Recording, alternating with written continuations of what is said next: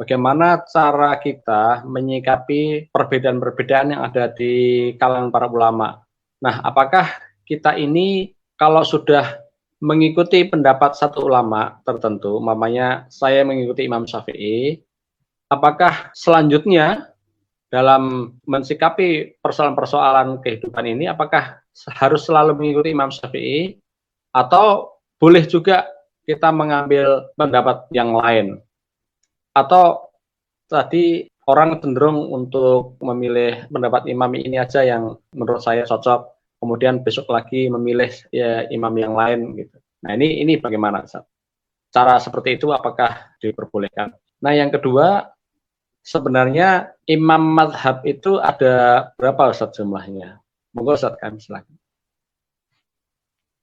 Ya, jadi yang pertama, tidak ada anjuran ya kita ini untuk mengikuti salah satu di antara 4, 5, 6 madzhab itu.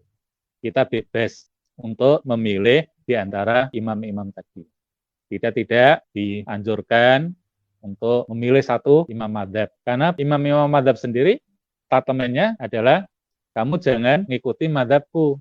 Ikuti madzhabku kalau madzhabku itu sesuai dengan Quran dan Sunnah. Tapi kalau madzhabku itu tidak sesuai dengan Quran Sunnah, kamu jangan mengambil pendapatku. Keempat imam itu, baik itu Hanafi, Malik, Abu Hanifah, Syafi'i, Ahmad bin Hambal, semuanya mengatakan begitu. Ya. Karena kami ini, kata mereka, bukan manusia yang maksum itu hanya Nabi. Karenanya kalau pendapatku itu benar, sesuai dengan Quran hadis, ambil. Karenanya maka kita tidak ada perintah untuk mengikuti salah satu mazhab. Kita harus bisa memilih di antara pendapat-pendapat imam itu, mana yang kira-kira dalilnya itu kuat, yang rojih atau arjah. Karenanya maka dalam satu persoalan kita bisa saja mengikuti apa namanya talfik ya. Kita bisa saja dalam satu persoalan cocok dengan pendapatnya Imam Syafi'i. Tapi dalam persoalan lain kita cocok dengan pendapatnya Imam Malik. Dalam persoalan lain umpamanya kita cocok dengan pendapatnya Imam Malik atau Imam Ahmad. Itu boleh. Ya. Selagi pendapat-pendapat yang kita ikuti tadi, imam-imam yang kita ikuti itu dasarnya adalah kuat jelas. Yang nggak boleh itu kalau kita ini tidak mengetahui apa dasarnya atau dalilnya itu kuat atau tidak. Makanya tidak ada perintah kita untuk mengikuti salah satu mazhab sehingga kita nggak boleh berpindah-pindah dari mazhab itu. Ya, jadi kita boleh ya, umpamanya dalam hal yang katakan sepele saja dalam satu masalah. Kita kalau sholat mengikuti pendapat Imam Abu Hanifah umpamanya. Gimana pendapat Imam Abu Hanifah itu? Kalau jadi imam, bacaannya nggak keras basmalahnya umpamanya. Tapi nanti dalam satu persoalan sholat yang lain, katakan ya, kita mengikuti apa? Pendapatnya golongan Syafi'i umpamanya. Di mana golongan Syafi'i itu kalau kita mau sholat tidak cukup niat itu di batin, tidak cukup niat itu di hati, tapi harus ditalafotkan, harus diucapkan. Ini mau sholat kemudian bilang atau membaca usolli sholat al-maghrib, ya nggak apa-apa. Karena tidak ada anjuran kita ini untuk mengikuti salah satu mazhab tertentu. Jadi kita bebas, kita ini hurriyah, bebas memilih pendapatnya siapa saja selagi pendapat itu dasarnya adalah kuat. Nah, masalahnya adalah bagaimana kita tahu dasarnya itu kuat atau tidak. Nah, disinilah kita ini perlu apa? Banyak baca atau kita ini perlu sering-sering mengikuti apa? Kajian-kajian fikih semacam ini biar apa? Kita itu punya maklumat, ya, punya wawasan, punya bahan. Atau kalau kita belum bisa ya mengetahui dalilnya ulama ini, imam ini kuat atau tidak, ya paling tidak kita ngikutilah ya pendapatnya ustadz yang kira-kira ustadz itu punya kafa'ah, punya kemampuan untuk bisa menganalisa, memilih pendapat ulama ini dasarnya lebih kuat kalau kita memang tidak punya kemampuan untuk mengetahui pendapat ulama si A si B ini yang dalil yang lebih kuat. Nah, kemudian yang kedua, sebenarnya imam madzhab itu tidak dibatasi hanya 4 ini. Dr. Wahbah Zuhaili dalam berbagai macam karya beliau ada Al-Fiqhul Islam wa Adilatuh. Jadi fikih Islam beserta dasar-dasarnya. Ada 7 atau 8 jilid ya, yang tebal-tebal itu.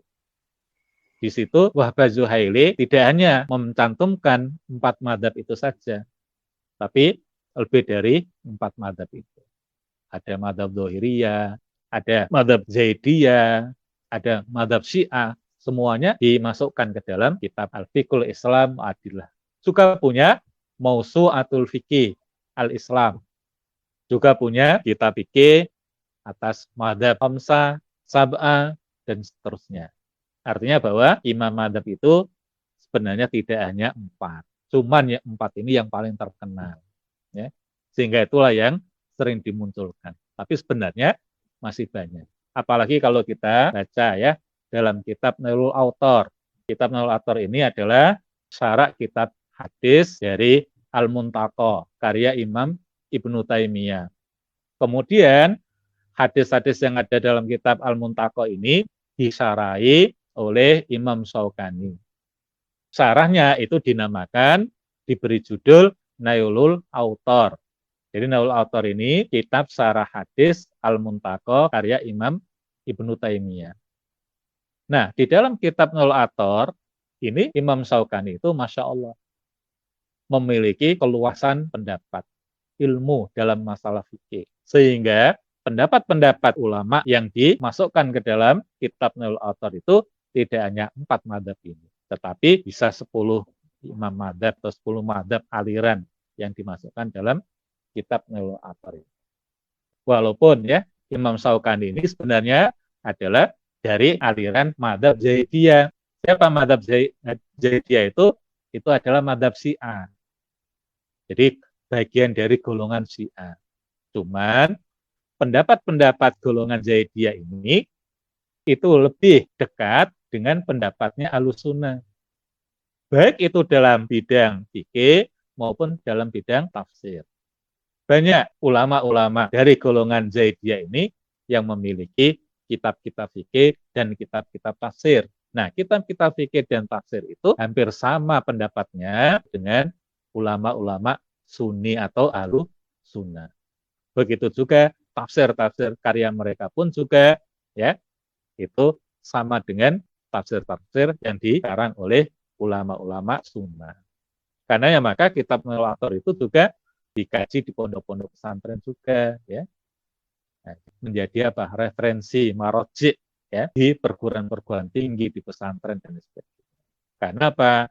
Walaupun itu karyanya orang Zaidiyah atau golongan Zaidiyah bagi sekte ya Syiah, tapi pendapat-pendapat golongan Zaidiyah itu lebih dekat pada Ahlussunnah.